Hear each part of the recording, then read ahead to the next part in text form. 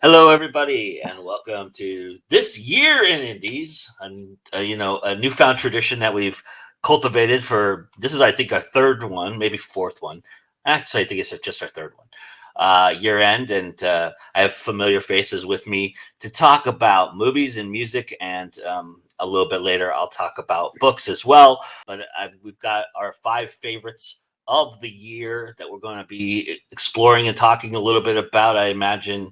Well, I mean, I don't know how closely our lists will be, but maybe you'll get 10 really interesting things. I'm sure, because I've talked to JD about our lists and things like that. So I'm sure some of our stuff crosses over, but I just spoiled who was on the show. But that being said, here they are, the 2 gentlemen joining me today. Mr. JD Estrada, Mr. Shane Wilson. Welcome, guys. Thank you so much for doing this. I really appreciate it. A pleasure to be in front of the dumpster fire. Yeah. Yeah, you just really put us up right out there on I think was that the same background as last year? It's a little different, but it's the same concept. This one doesn't have as vehemently as like right in your face dumpster fire. It's kind of got the apocalyptic background to it, but you could control the size.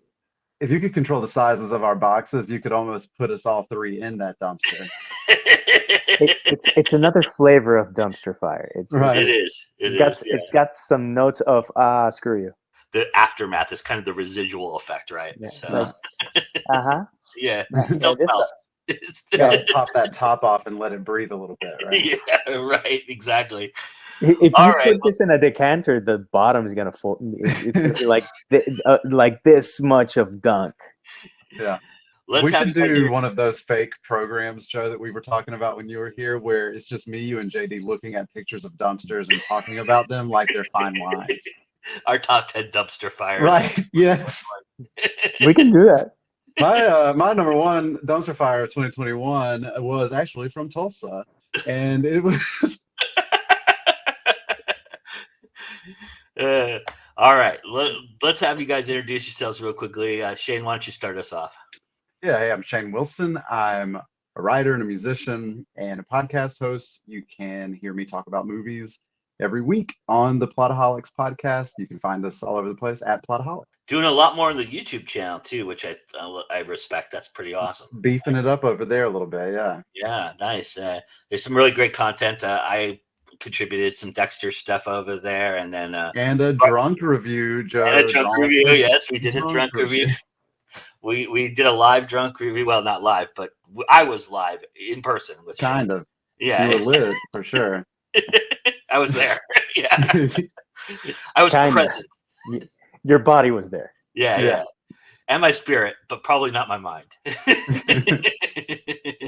But yes, so yeah, go check it out. And I know that Brian is doing Cobra Kai stuff over there right now, and they just did Christmas Vacation, which is awesome.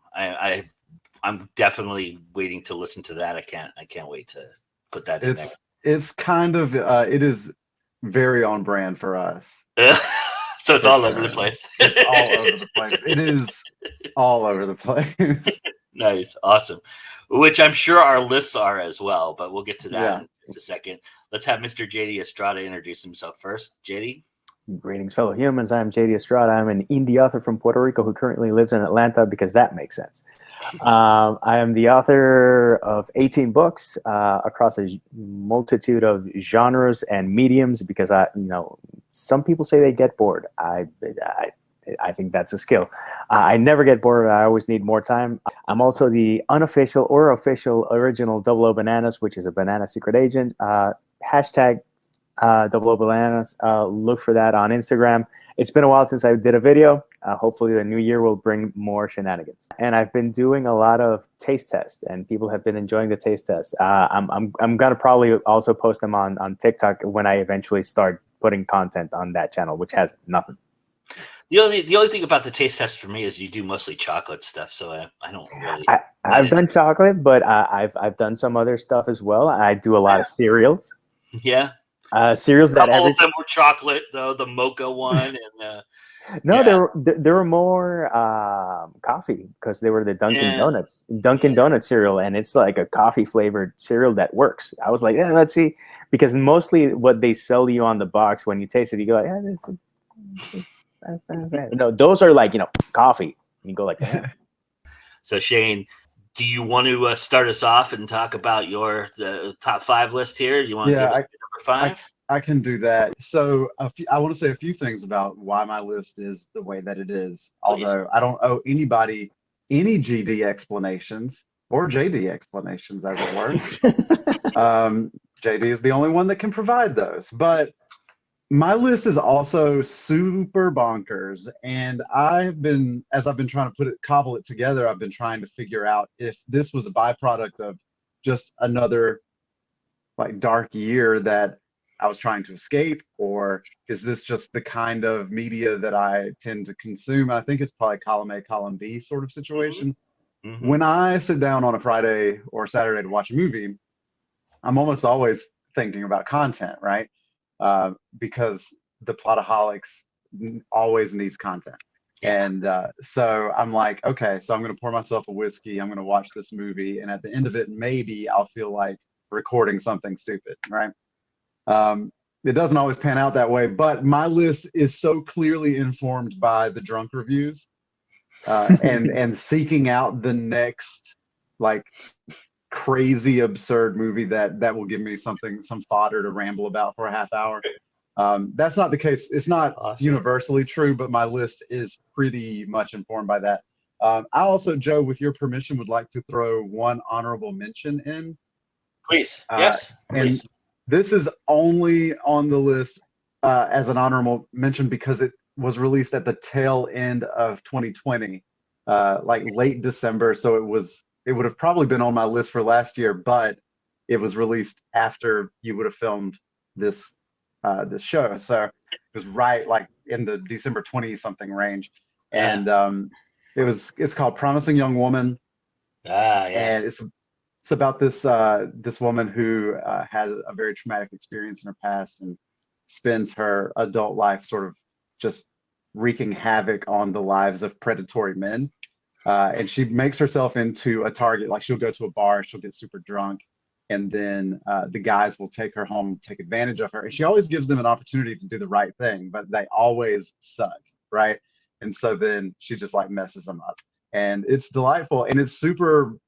I don't know. It was really smart, and it was a really interesting take on a femme fatale story.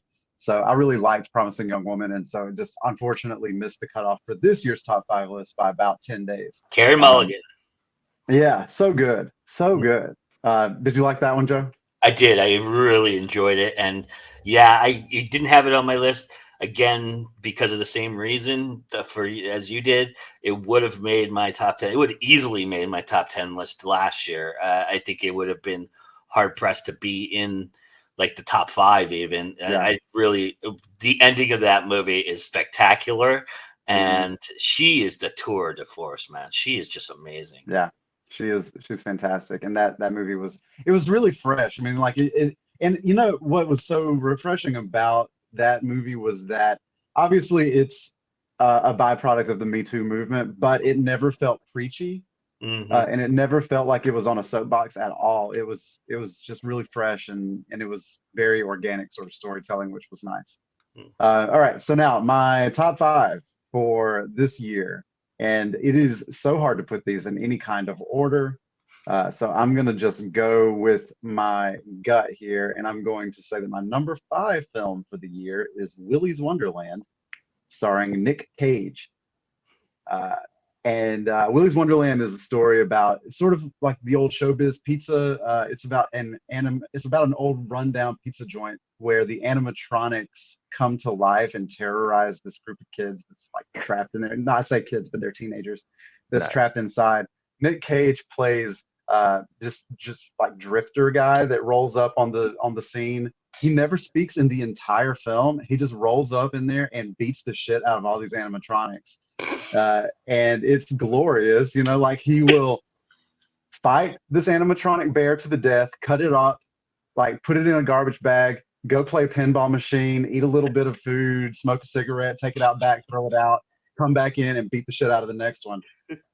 And it was just like, Nicolas Cage has reached his final evolution, right? Because Yes. he really understands what he is, and he's just leaned all the way into it. And he just releases 2 or 3 movies a year now that is this brand of absurd. And I was just going to mention that it seemed like for like 18 months he was homeless or something, because it just seemed like he just seemed like this drifter. He just drifted into these movies. Like Pig is one of those on on a lot of people's lists for 2021, and he's just like he's I just haven't seen Pig yet. He's absurdly dirty and just raunchy in this entire film, and it's like, and I love the thought that he just didn't shower, like he just drove from set to set, and never like had a house. Can I sleep here? Right, yeah, exactly. And he just got the script the day of. That's why he doesn't even talk in Willys Wonderland. He just didn't memorize his lines. I haven't seen the one you just mentioned, so I'm writing that one down for sure. That sounds awesome. Well, they're all produced by his studio too, or by his production company, right? That Saturn Films, which is, I think, such a like indie move, right? Because when you become a self-aware Nicolas Cage, you have to find you are, because you have to find a way to put your own stuff out there, because who's going to touch Willys Wonderland, you know? Right. It just sounds absurd, you know? Yeah, oh, for sure. It is. It's fantastic. Did it get any buzz or make any money? You know, I'm not sure if it made any money, but it definitely had all of the makings of that cult classic right out of the gate. It had a lot of social media buzz. It was on Twitter, and it was on Facebook and stuff. You saw that people were seeing it. It didn't have any that I know of widespread theatrical release. It was a Shudder release, I think, as a lot of those movies are. And so, you know, I think a lot of people over the last few years have discovered more of these movies, and not just Nick Cage movies, but although that definitely is a part of it, but indie films in general, because we ran out of movies for a little while because nothing new was being made. So we were just combing through Amazon and Shudder and all these places looking for anything to watch. No worries, part 2 is coming soon, and people are going to keep raiding the vaults. Yeah, that's right. So on that note, my number 5 is a little bit more conventional. It's probably the most conventional film I have on my list, and it's called Down East. And it's a film about a young man who's returning to his hometown in Maine and working with his father, who's a lobster trapper.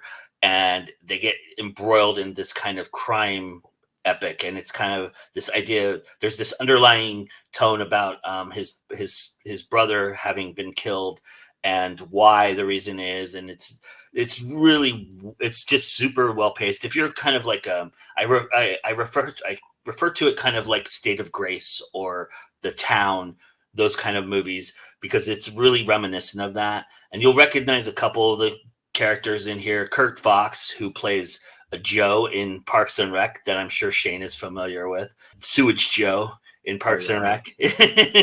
And he's in this movie, and he plays a really good character. This movie is just like a bunch of character actors getting together and just killing it. There's a character, really creepy, for my vote for best creepy bad guy of the year, in Josh Glennie Smith. This is really just super. It's just super intriguing, and the crime element really adds a lot to the subject matter, and then the underlying romance that's in it. This is just really, it's just a really, really well done film. There's some great shots in it, great action in it. It's like State of Grace to me, and I really enjoyed it. All right, Shay, what's your number 4, sir? Oh, so okay, so Joe, we might have to quibble a little bit. This is the one film that I believe is indie. It's like on the bubble. You know what I mean? Like it has all of the trimmings of and it is a big budget movie, but it's not from a major studio. But it has, you know, big name actors and everything. Not that Nick Cage is, you know, anything to sneeze at, but you know what I mean. And that's Chaos Walking. which is a Lionsgate production. I mean, honestly, it was produced by a billion studios and distributed by Lionsgate. But this is a sci-fi film with Tom Holland, Daisy Ridley, based on a series of novels published in the UK. And essentially, the premise is that Daisy Ridley is a human girl in the future whose space craft crash lands on a planet, and on this planet, all of the women have disappeared, and all of the men are afflicted by what they call the noise, which is all of their thoughts are audible. And so when she's here, she like meets up with Tom Holland. Tom Holland is doing the super nerdy, like, Peter Parker crushing on the new pretty girl thing. And she can hear everything that he thinks, but he can't hear anything that she thinks. So it's super awkward.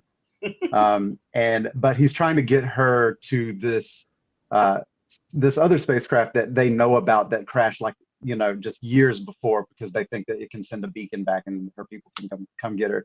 This movie was like panned by critics. They did not like it. It was a big box office flop, but what wasn't until this past weekend. Right. And so I enjoyed it more than critics did. It was fun, and it was kind of interesting.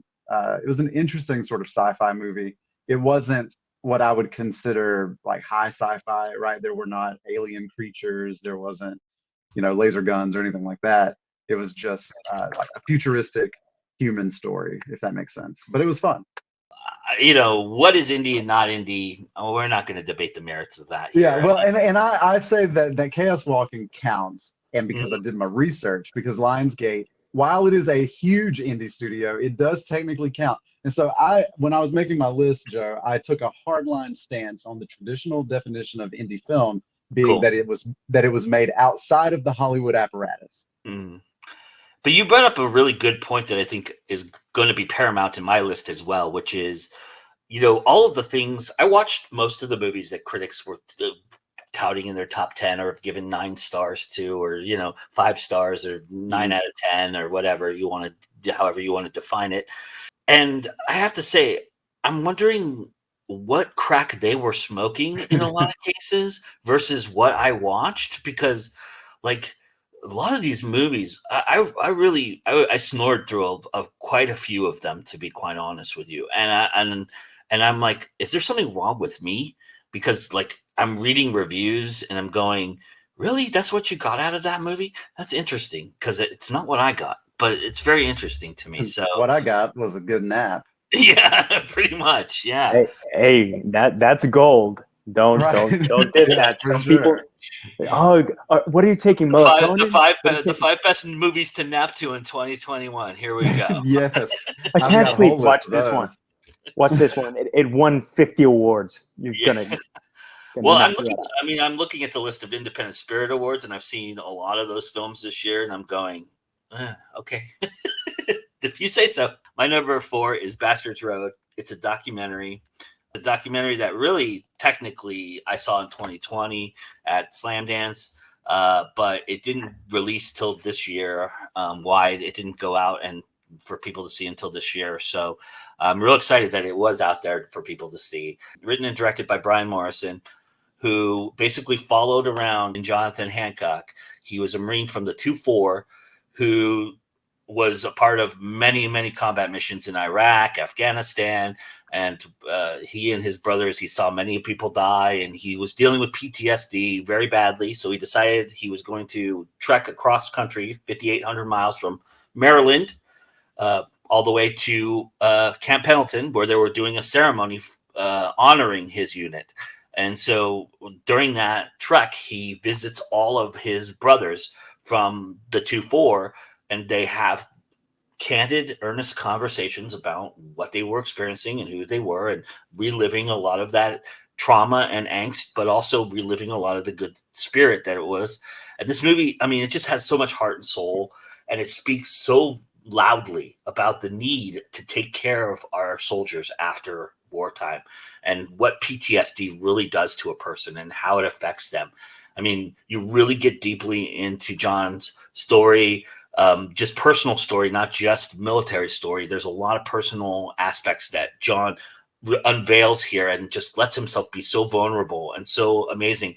And the way that Brian was able to move with him and capture, like he really has this like intimate feel with these stories, but they're not obtrusive. They're not like getting in people's way.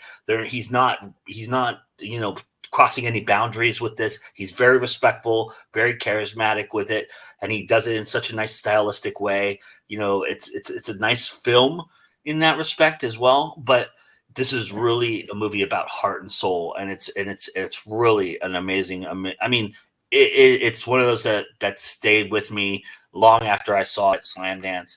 I was very fortunate to talk to Brian and John in both instances about it, and it's really amazing. And I highly recommend everybody go check it out, because it's important to recognize these folks for the contribution they made to our world and our freedom and our society and all that. And it's an amazing film. It's my only documentary on this list too, which is surprising.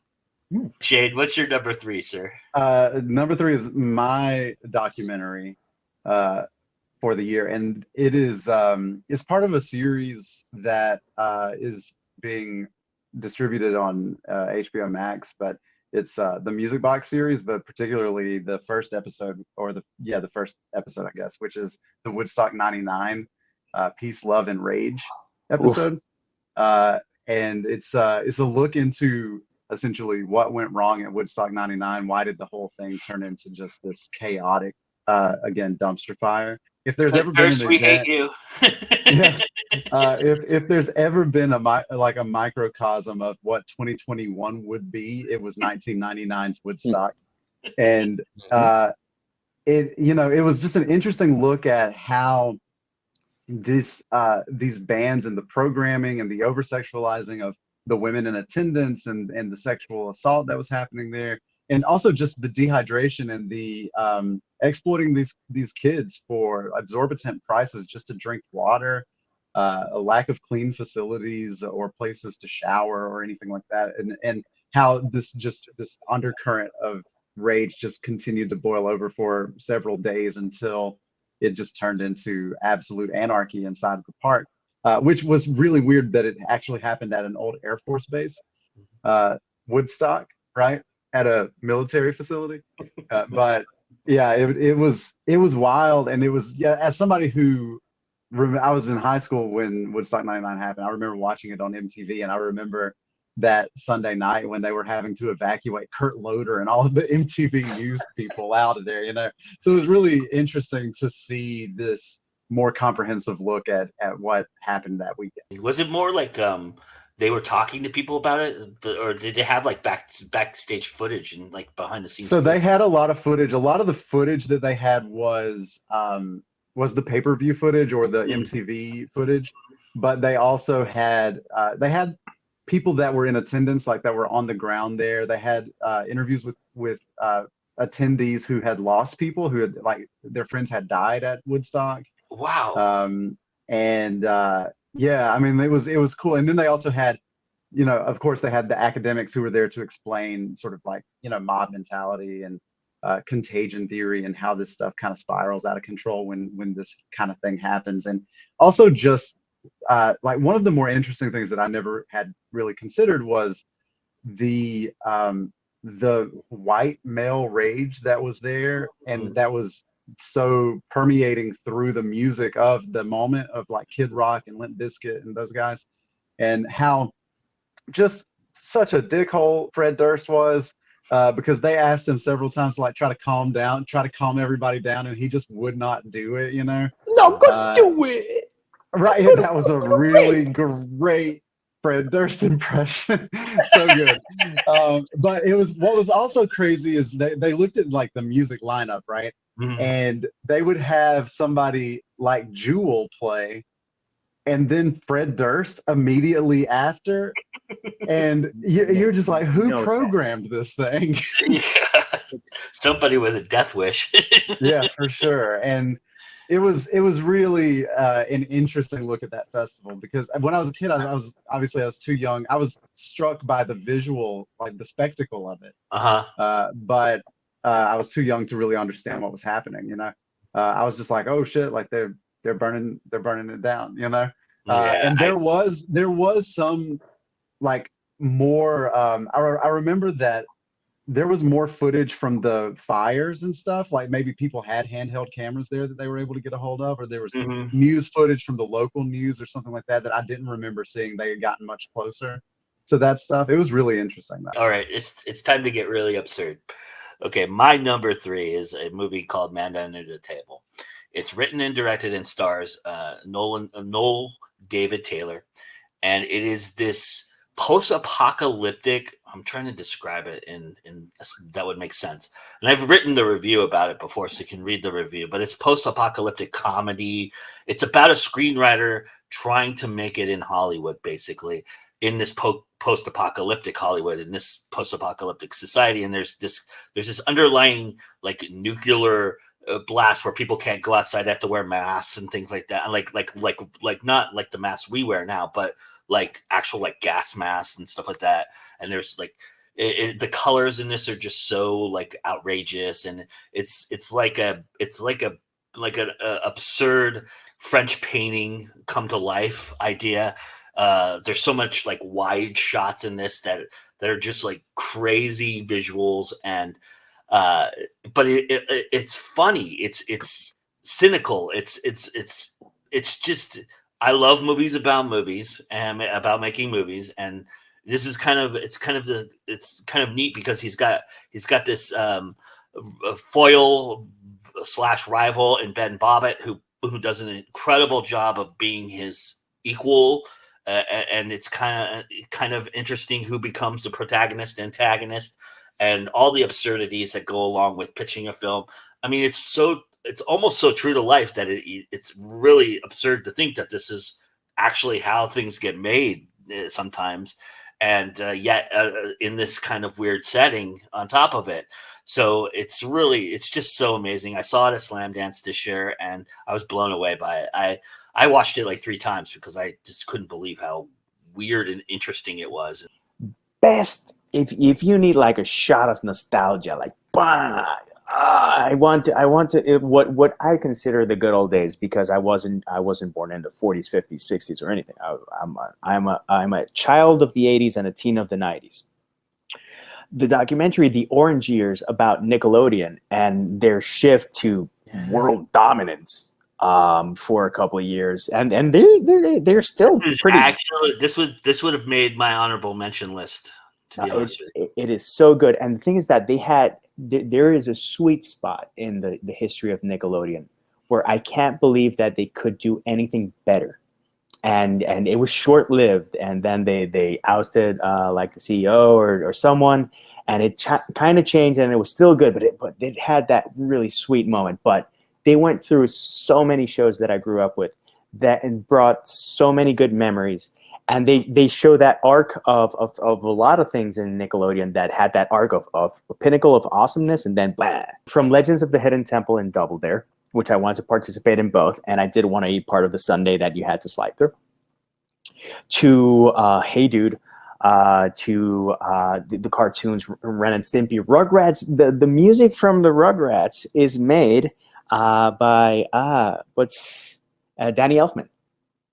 What? That is so awesome. I found out so much random stuff there.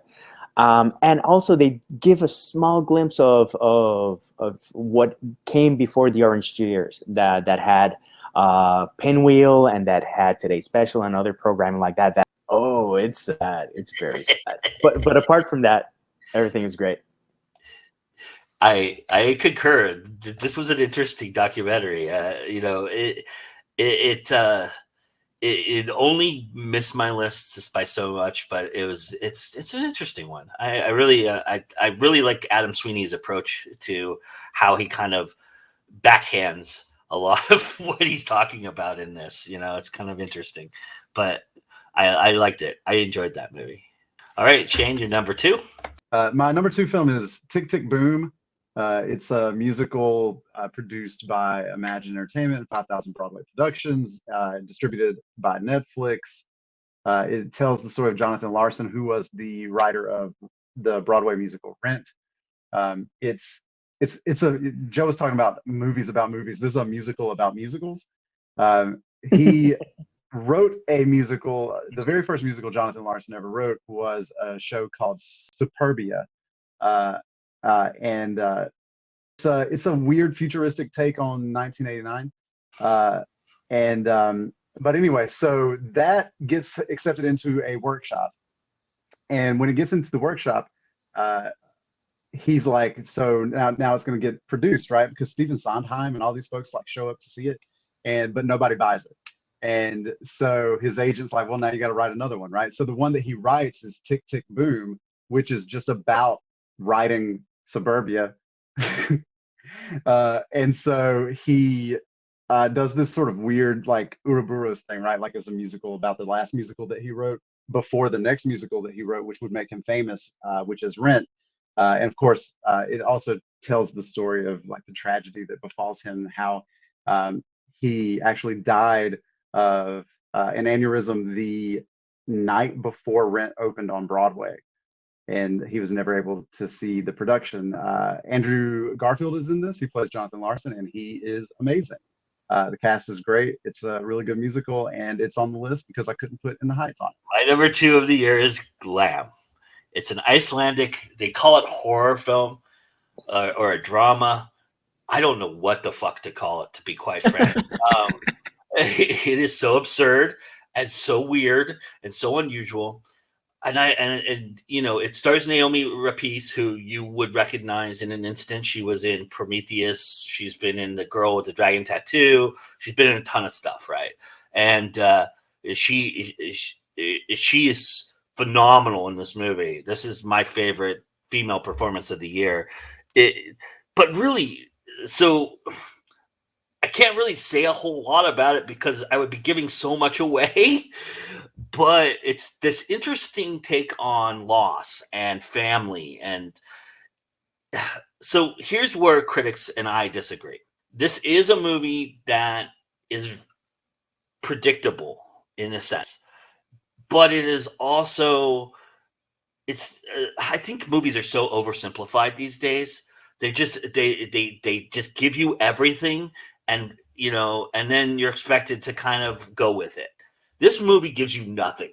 It literally is so obscure and so obtuse, and it literally reveals not a thing. There's no origins. There's no idea. You get little glimpses here and there of where this story really leads to with these characters and how deep embedded they are with one another and what they're going through and why they're doing what they're doing. But it's so riveting and so poetic in that respect. This movie is like, it's like eating peanut butter and it getting stuck on the top of your mouth, and you're just pawing at it with your tongue for days. I mean, it just sticks with you so much, and it is absolutely crazy, absurd, really weird, especially the end. The end is just like, what the fuck?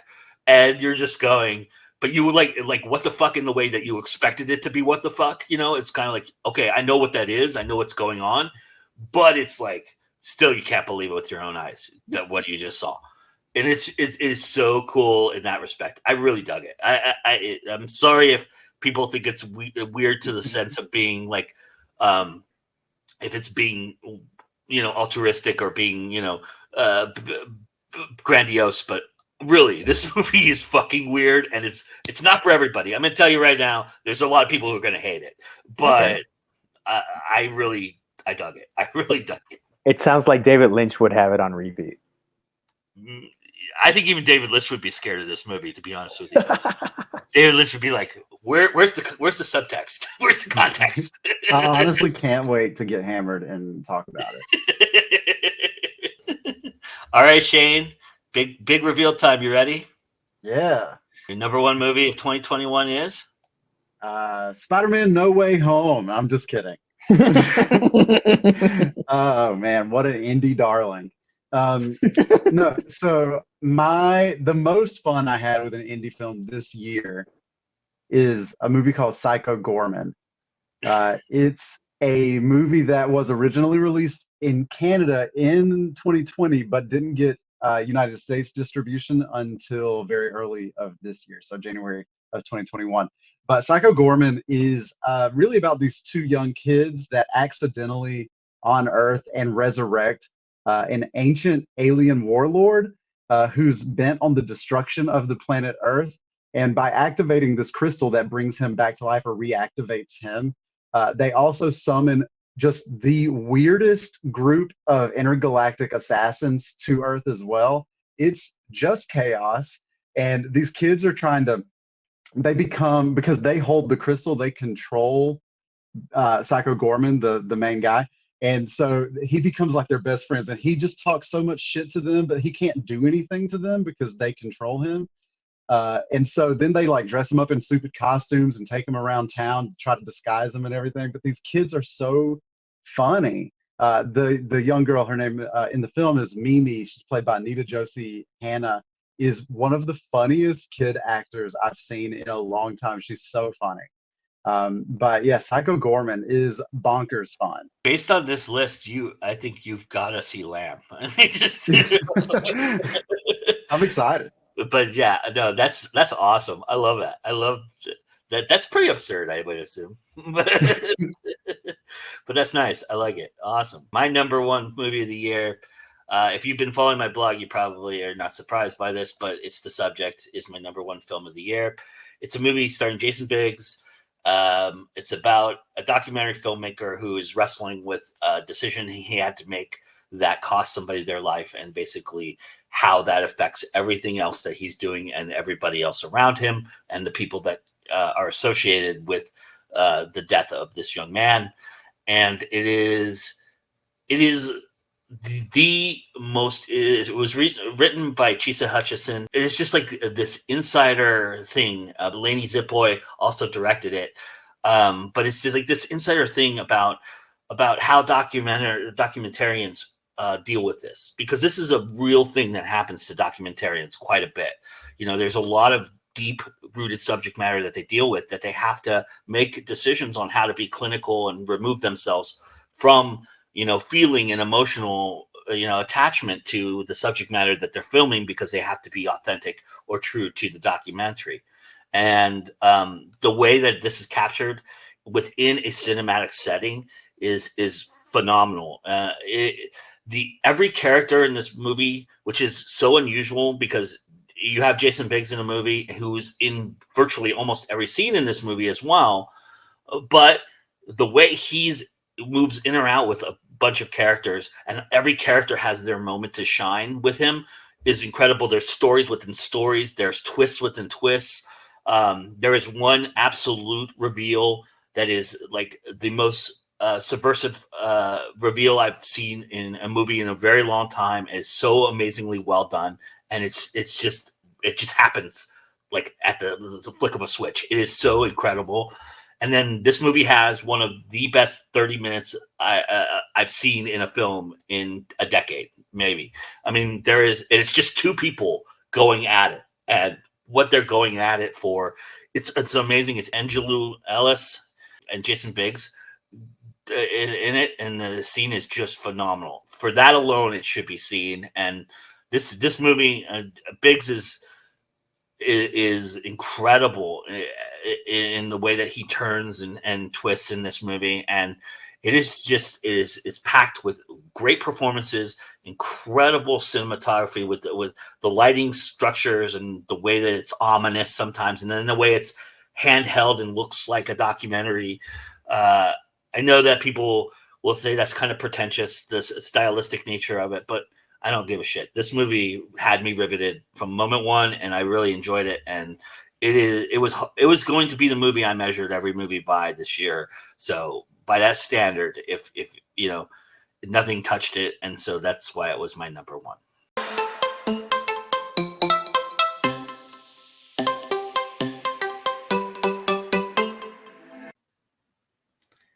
Yes, this is not CL Cannon. As the Indie Connection opens up, this is Joe Compton, and I'm introing what you're about to see with the Indie Connection, because I wanted to make it clear that for this particular Indie Connection that you're about to see, I asked CL Cannon to do this. CL Cannon has been a mainstay here at GoIndieNow, and this program all year long, and for the last couple years, in fact. And I couldn't have done it without her.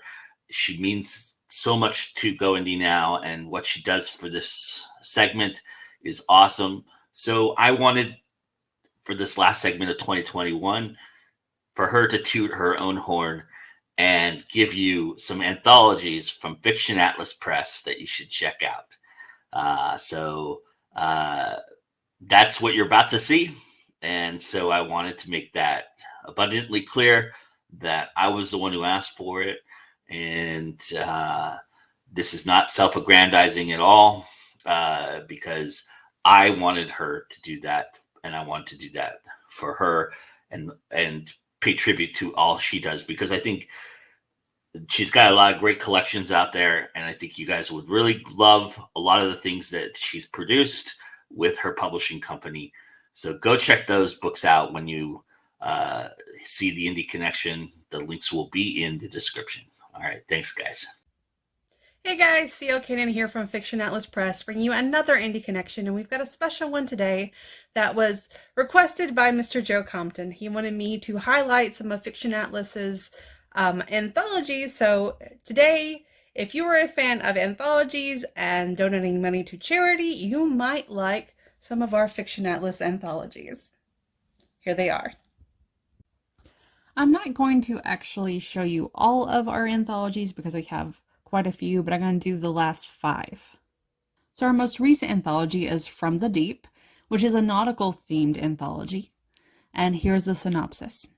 Tales of the sea, hidden cities, fierce pirates, and magical creatures. Join the authors of From the Deep as they plunge into the mysterious below to explore the wonders, horrors, and curiosities of the sea. Mermaids, ancient underwater cities, sea gods, creatures of legend, pirates, and more await you inside this multi-author collection. The next one I have for you is Bloodsport, which is our vampire-themed anthology, and this one is a charity anthology, and all the proceeds from this one go to the International Red Cross. Here's the synopsis. Hungry for some blood-curdling action and adventure? Maybe even a little romance? This clan of talented authors is dying to bring you 11 vampy stories you can really sink your teeth into. One click today for more vampy tales than you can shake a stake at. I may have gotten a little bit excited about the vampy wordplay there. Our next anthology is The Devil You Know, which is an anti-hero anthology, and it was so fun to do. Here's the synopsis. These heroes might not be angels, but you know what they say, it's always better to trust the devil you know. Looking for a typical hero tale? Keep looking. These 12 tales explore the grittier side of what it means to make life's hardest choices and let your reputation pay the price. From back alleys in ancient cities to graveyards and castle walls, these troublemakers are out for themselves. Or are they? Next up, we have Unknown Realms, which is a portal fantasy anthology, and it was probably one of my favorite short stories that I've ever done.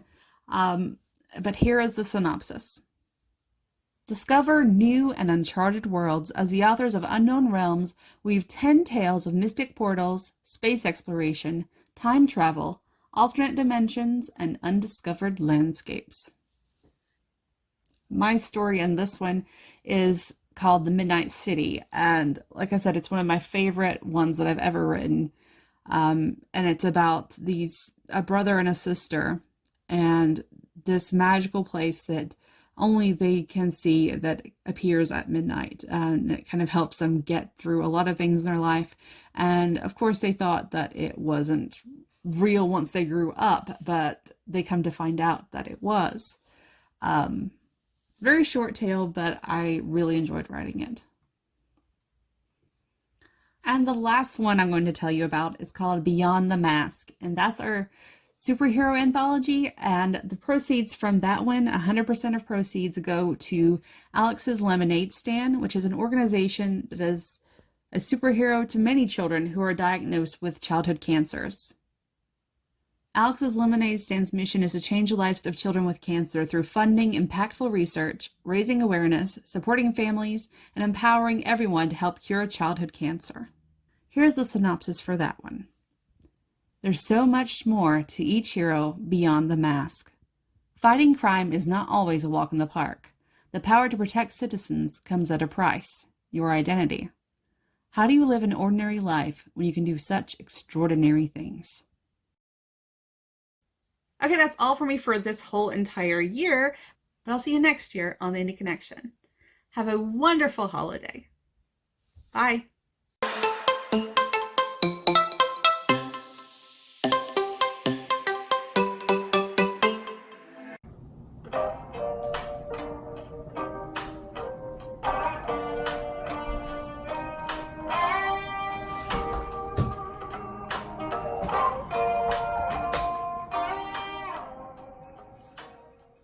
So let's get to it. What's your number 5 indie music album of the year? My number 5 is Lily. The album is TV or Not TV. I mentioned this band and this album because the album is solid. I think that the singles that they had leading up to the album are better than the sum of the album. And none of those tracks appear. And I'm like, why didn't you include this track and that track and that track? Whatever. They were a band that were about to explode at the end of 2019. Does this sound familiar? And then 2020 happened and they got derailed and they released their album 2021. So last year, one of my mentions was a band that they weren't able to release their album because the lead singer's parents were in a horrendous car crash and she had to go take care of them. And I mentioned this band because they're trying to make up for lost time. So what genre is it? I went through the list and it's like, man, I landed all on rock. Okay. So it's gonna be like a full-on rock list. It might have been more nuanced, but I wasn't in the mood to be like. Is this kind of like alt rock, or is this kind of like alt rock? Everything's in the alt rock or space rock. Or is this their first album too? That is their first album. I do recommend that along with the album, you listen to the singles Wash, especially Wash. That song alone, if you need to get stuff done, it's like, it's a great song and it's a great band. And I found them out watching YouTube. And that's in terms of rabbit holes of musical discovery, there's 2 methods. One, YouTube is the random one. It's like, what is this video? And that's how I discovered Idols, by the way. I discovered Idols because I saw a screenshot that said carcinogenic, and I'm like, "What the hell is this?" And then I got my ears melted and exploded, and I was like, "Ah!" With this band, it's just one of those videos that you go like, "Let's see what they sound like." And sometimes you're rewarded, sometimes you're not. On this occasion, I was very well rewarded, and they're a really good live band. My number 5 is a band, a ska band. My list is all over the place, just so you know. It's a band called Catbite, and this is their second album. It's called Nice One, and it's really kind of actually more like it's not traditional ska. It has like the feel of the Specials to it in a lot of the ska-ness of it, but it is post-pop punk. It is rockabilly, and it is just 10 tracks of just awesome. My favorite song on there is called Call Your Bluff, which is probably their most rockabilly of the songs on the album. They're banned from Philly, and Brittany Luna is going to be a star. She's like if Joan Jett did ska and rockabilly with this like touch of Gwen Stefani and the Dance Hall Crashers. That's kind of where you're at. She's like in that middle range there. She's got that raspy voice, but it's like strong and powerful, and then she can also belt out long notes and like Gwen Stefani could, and also kind of cater her voice to the musical tone, which is very reminiscent of Gwen Stefani in that respect. I don't know if that's insulting her because, No Doubt is kind of like one of those poser ska bands, but still, again, hey, Tragic Kingdom is a great album. Exactly. It's one of my all-time favorites, actually. But it's old school. It's really nice. The guitar riffs are really strong, and it's very danceable. I dance every time I hear it, and it's the choruses are great. It's really it's an all around really fun album. JD, why don't you give us your number 4, sir? Number 4. I was curious how Sleater-Kinney was going to perform without Janet Weiss, because although she, it's mainly the other two that bring the mega oomph. As a drummer, Janet brought a lot to the table. And I was relieved and happy to see such a good album with The Path of Wellness. Good album, solid album. They're not going anywhere. They're going to keep making music. They're going to keep making smart lyrics that you should read while you listen to. They're going to have a lot of rhythm. They're going to have a lot of grooves. And if you've never listened to Sleater-Kinney, what's wrong with you? That's all I can say. My number 4 is Kill Bill the Rapper. His first full-length album. He's done a lot of EPs and mixes. He's a Charleston, South Carolina, and this is called Snow Globe Theory, his first full-length album. And all I can say is, imagine if Blade Runner had a hip-hop soundtrack. This would be it. It's got great spoken word interludes. It's got these funky, phonic, sci-fi sounds. And then he just spits fire with his lyrical content. I mean, it just goes. It's 35 minutes of amazing just weirdness and interestingness, and the things he talks about are just like so relevant to like the South. Like there's a lot of talk about ghosts and myths and things of that nature in this, and it's really cool. There's a song called Do Not Disturb, which is one of my favorite rap songs of the last 20 years. It's really cool. It's really interesting. It felt like, that scene in Moonlight. You remember did you all see the movie Moonlight? I did not. So there's a scene where there's this kind of Miami, like red and bluish sky where he's laying on the beach, and then they pan out to it. And it's kind of like, I feel like or that scene in Scarface when he kills Frank and he's behind this like orange, like palm tree. Like, I feel like that is the scenic background for listening to this music. It's just nice. That weird and eccentric. But anyway. And his name is what again? Kill Bill the Rapper. Kill Bill the Rapper. How did I forget about that? Shane, do you want to interject some weirdness into R5 since JD did so?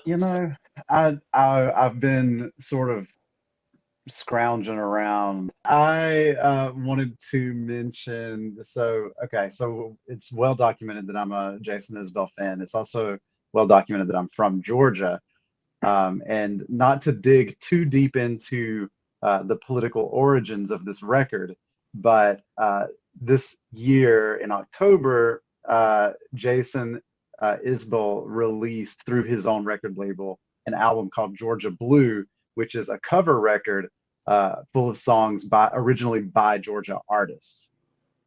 And so it includes songs like Night Swimming by REM, It's a Man's World by James Brown and Otis Redding tracks, Indigo Girls, Gladys Knight, and the Pips. His like Midnight Train to Georgia cover is really cool.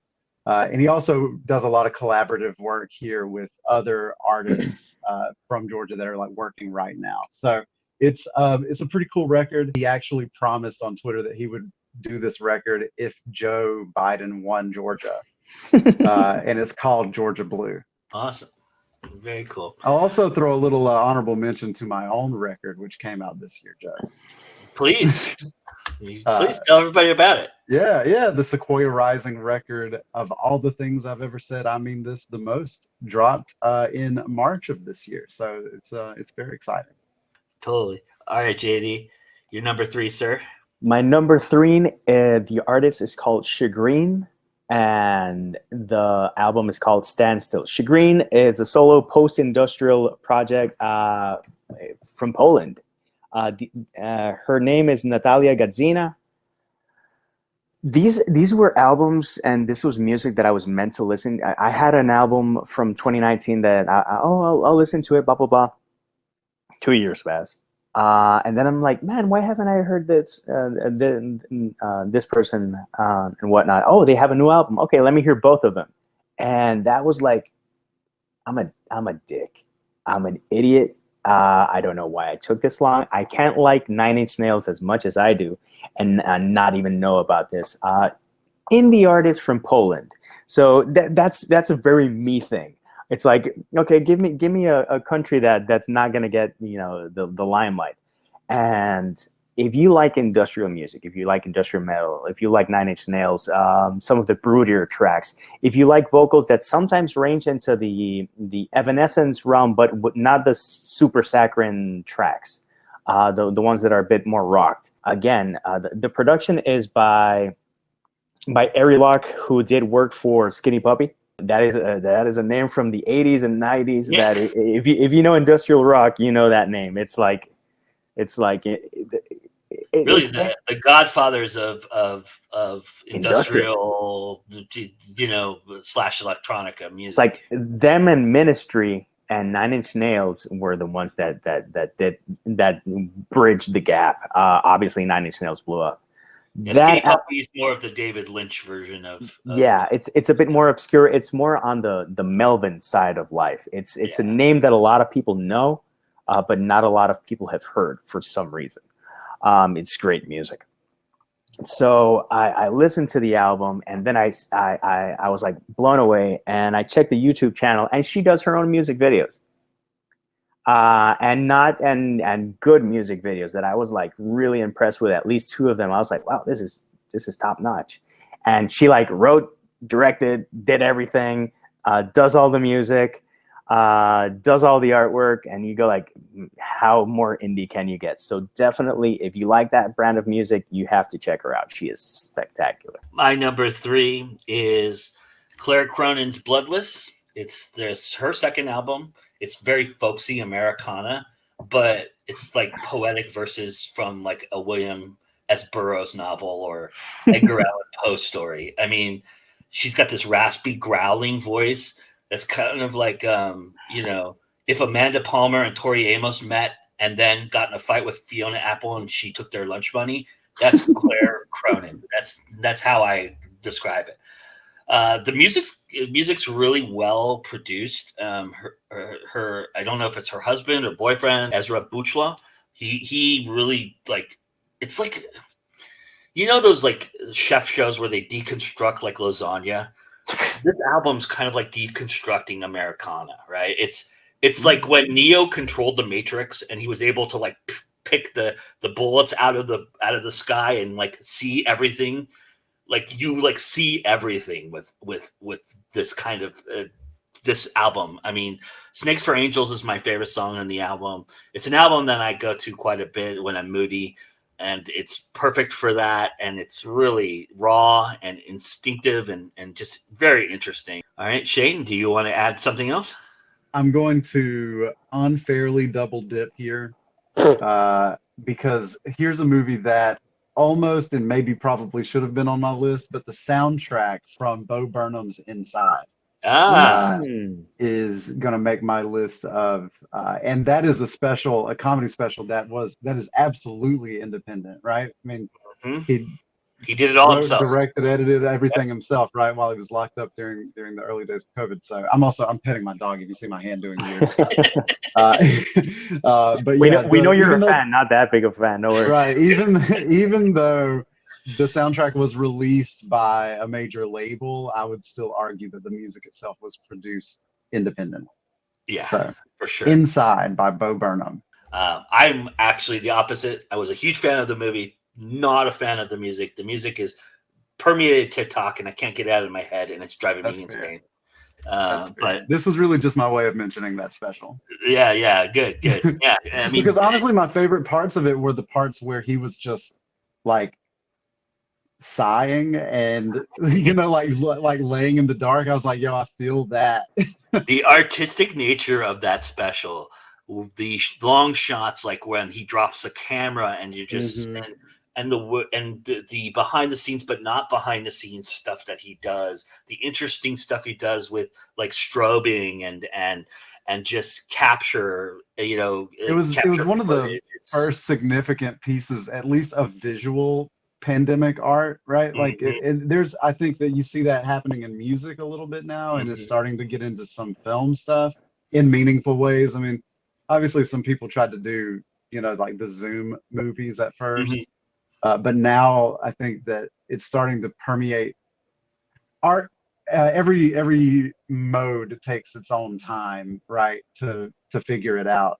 But his, I think, will always sort of be looked at as one of those first important pieces where Now, you watched a guy really try to grapple with not just the pandemic, but with everything that was happening.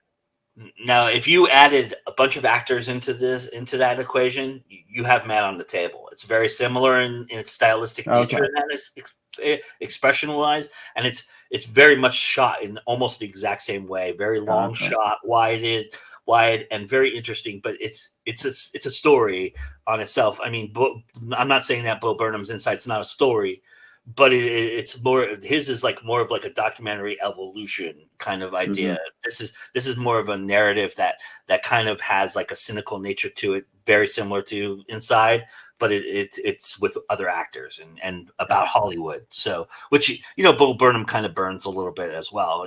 But he actually more of the comic circuit he burns than the Hollywood circuit in that respect. But but similar idea. So. All right, JD, we're at number 2. Number 2. This year I found out that I like space rock a lot. One of my favorite space rock bands. When I say space rock, it's alternative rock, but it has that kind of floaty feeling, a lot of distortion.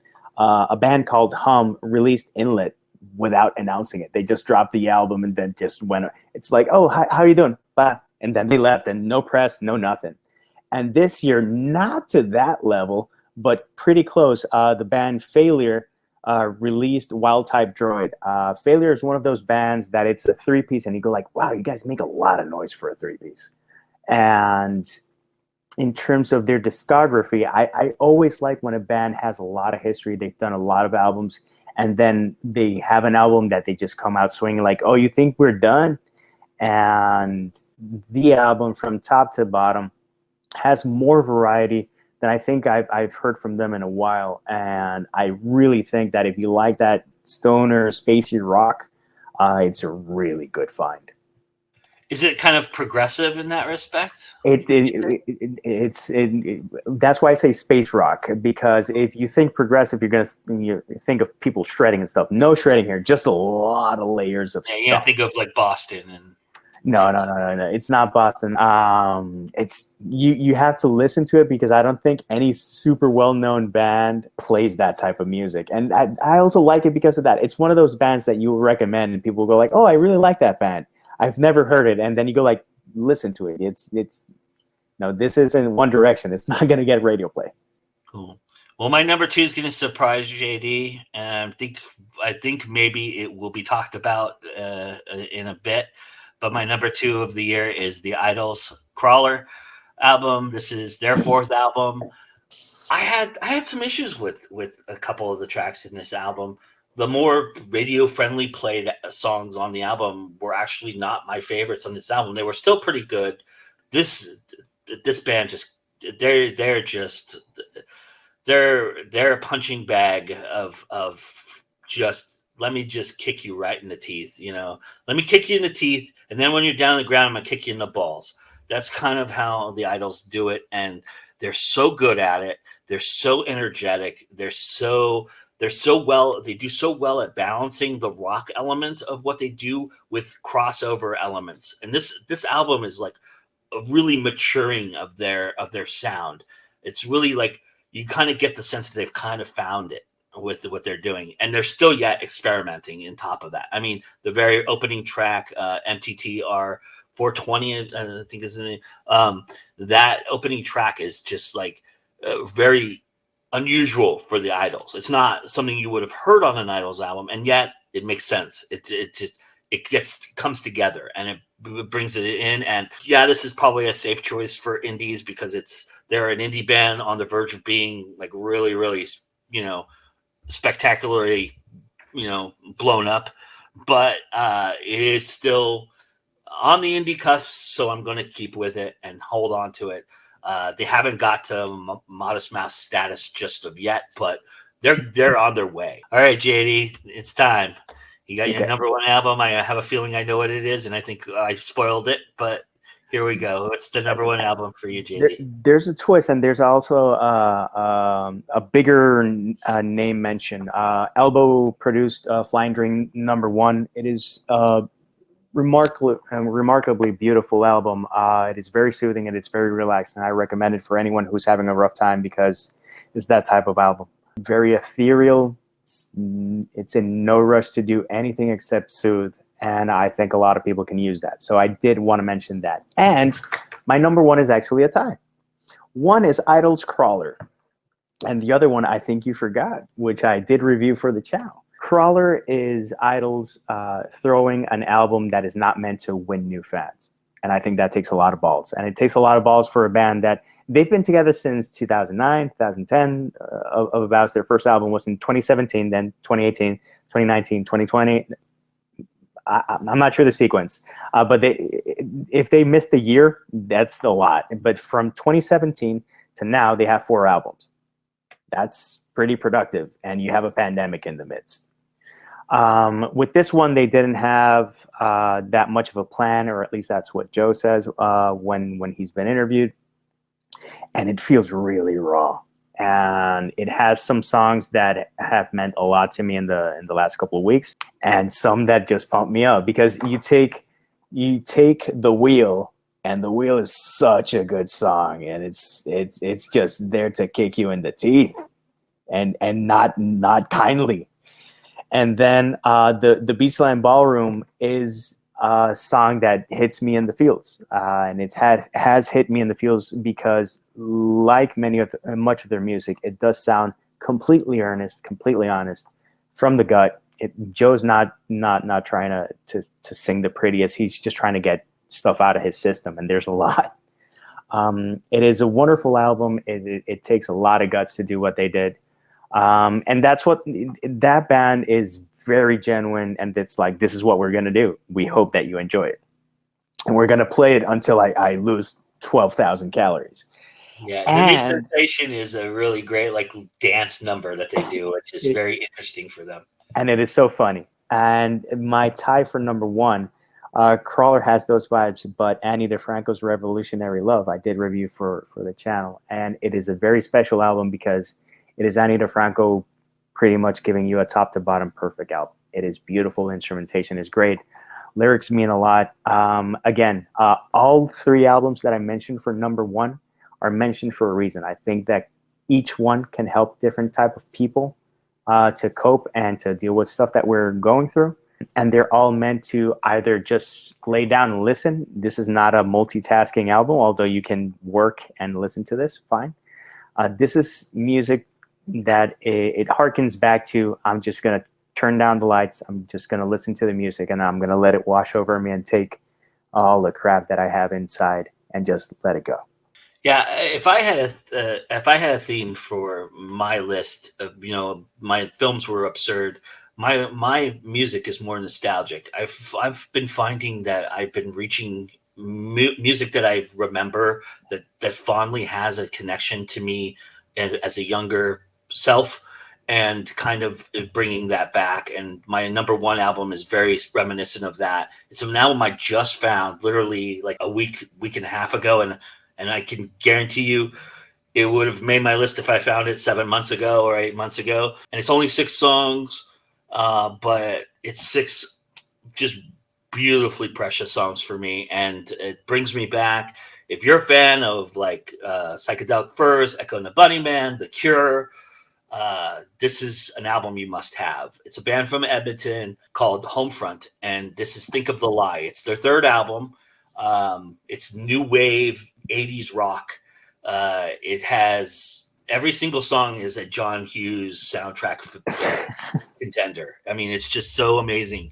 And it's so beautiful, and it's not one note. Like you'd think like those kind of things are one note, but it has a little bit of everything. It has the ballad, it has the poppier, funner tunes, it has the more subdued thinking sessions, and it's a bit of Dust is my favorite song on the album. It's the 2nd song on the album, and the way that they orchestrate this album and engineer it and mix it. It sounds like you're at a concert, really, and it's really cool. It's very interesting, and I can't stop listening to it. It's the only thing that's been playing for me for about 4 days now, and so it was going to be very hard to unseat the Idols. I just think so highly of what they've done with that band and how they've progressed and become.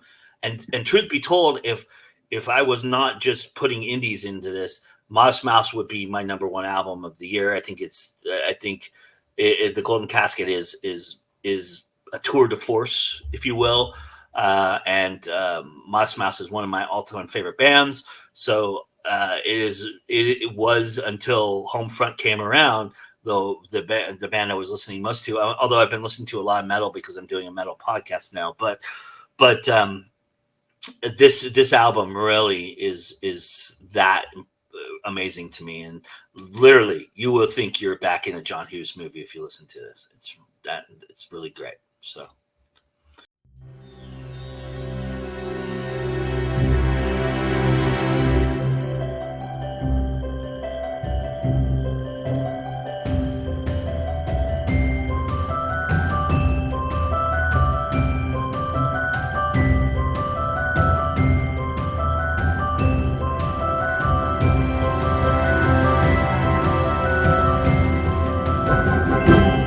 all right, here we are, everybody.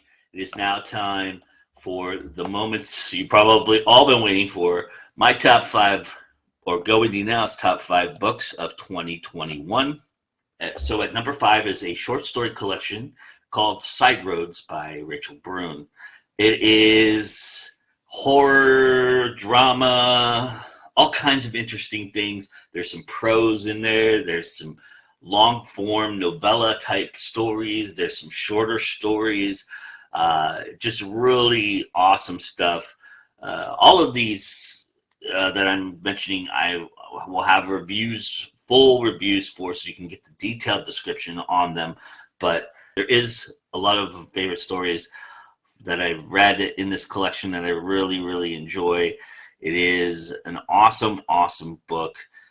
Really well put together, and Rachel Brune really puts herself out there in a lot of these stories, and it's really cool. And it's a great read. I definitely highly recommend it.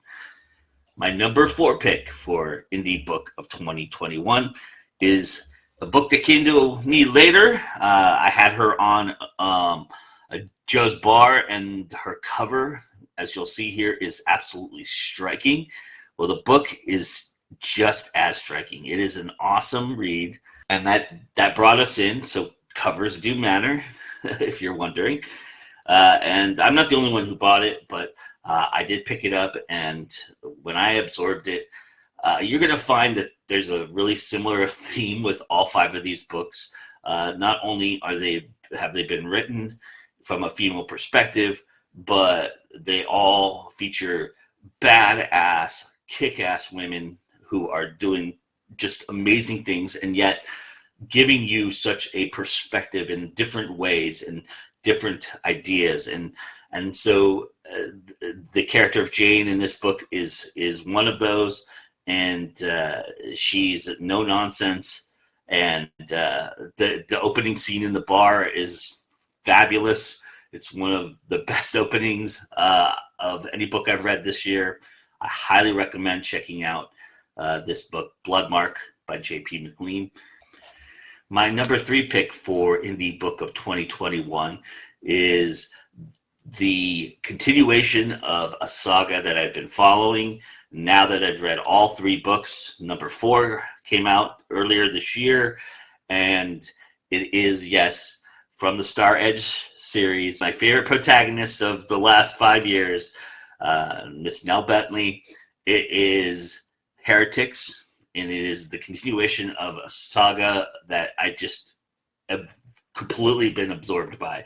It's so well written. This book, each book has a different kind of feel to it, and this book is more of the kind of reveal of everything that you've been been wanting to know about what's going on. And this is kind of that, and yet it still has this interesting twisty, very very interesting way of continuing this saga. I can't wait for book 5, and there will be a book 5. I'm hoping, because if she ends in book 4, that would be really, really weird. This book, this character, I've just absorbed. Nell is one of my favorite characters out there, and I really, really enjoy it. However, Nell might become unseated by the next book I'm going to talk about here in our countdown, and the next character. But I have to say that Nell never disappoints. V.S. Holmes never disappoints. Yes, Heretics by V.S. Holmes is awesome, and I highly recommend going all the way back. I did a whole review of the entire series on the blog. Go back and get all the books and get absorbed as much as I have. I would love to talk to people about it, but there's so many spoilers and so many Easter eggs. So if you do read it, come and talk to me, because I would really love to talk to people about this series. Anyway, my number 2 pick for Indie Book of 2021 is the aforementioned new series that I'm now wrapped up in, the Druid Air series. If you read the blog already this morning or late last night, you saw that something amazing happened for the first time in the history of me putting a list like this together for indie books. I have the same author who released 2 in the same series in the same year. The author NZ Nasser put this series out consecutive months, so there will be a 3rd book in 2021 at the very tail end on December 31st. It's slated to come out. I've already got it pre-ordered, so I'm real excited about that. But and that might be the first book I review in 2022. We'll see. But this entire series just absorbed me, the Druid Air series, and the second book made my top 10 list as well. It was my number 6 pick. It's called Midlife Tremors, and this is my number 2 pick, Midlife Dawn. And I now have like I said, Nell might get unseated by Alicia, who is just this smart ass, very smart, very witty, just and incredibly strong, and just such a fun character to take an adventure with. This book is the funnest book I've read all year. It is such a great adventure. It is so much. There's so much great humor in it. There's so much great escapades. There's such a great build, and you get this kind of it has this nice origin reveal that goes throughout the book. Is watching a character blossom, and book 2 continues that trend. The characters in this book are awesome, from Ezra to Echo to Marina to the father to Sahil, and then the two gals in her class, which play a bigger role in book 2. This is just really, really great writing and really amazing book. It's a lot of fun, and I can't say enough good things about this series, and I'm real excited for book 3. So now here's the big reveal, my number 1 book of 2021. When I read this book, there was so much I absorbed about it. It is my number 1 book of 2021 is Pretty Ugly by Jennifer Ann Gordon. This book, this is some of the best writing I've read, period. She has a way with words that is just unmatched. And to take 2 characters, I love duality stories. Obviously, because that's how I write. I love to write in duality, and this is very similar in that respect. It mirrors 2 characters in Sam and Nicole, and it's heartwarming in certain respects. It's heartbreaking in a lot of respects, but it is 2 characters really trying to find their way through a new world and a new idea of what we look at as important in the world. And it's two characters that really haven't had that perspective before. And so you're watching them grow, and you're watching them, or you're reading them grow, and seeing them just blossom and have this interesting thing. You know where it's going. You know how you ultimately kind of know even how it's going to end a little bit. And it's interesting in that respect, but it's so well crafted, and the words are so carefully chosen, and they're so real, and there's a lot of great subtleties. There's a lot of great nuances. The writing just really is spectacular, and this book, it is a absorbent read. It is something you will really, really gravitate toward and absorb, and I really appreciate that about Jennifer's writing. And this book is one of the best books I've read in a long, long time. And it certainly was going to be hard to be unseated in this first book, in this first position. So that is my number one book of 2021. All right, everybody. Well, we've taken up enough of your time. I hope you enjoyed our show. I hope you've enjoyed this year. We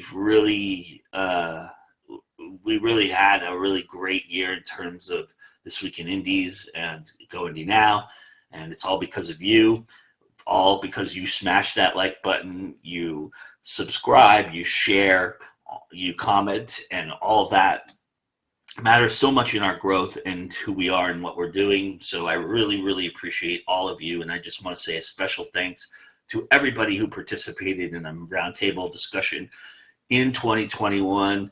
I would thank you all personally, but there were so many of you. Special shout outs to some of my regulars: Ron Lahr, Maddie DeGraff, Nikki Nelson Hicks, JD Estrada, Courtney Cannon. So many of you that really stepped up and were a big part of what we did and how we did it this year. And we're looking forward to 2022. We'll be back very, very soon, because you know why. It's always time to go indie now.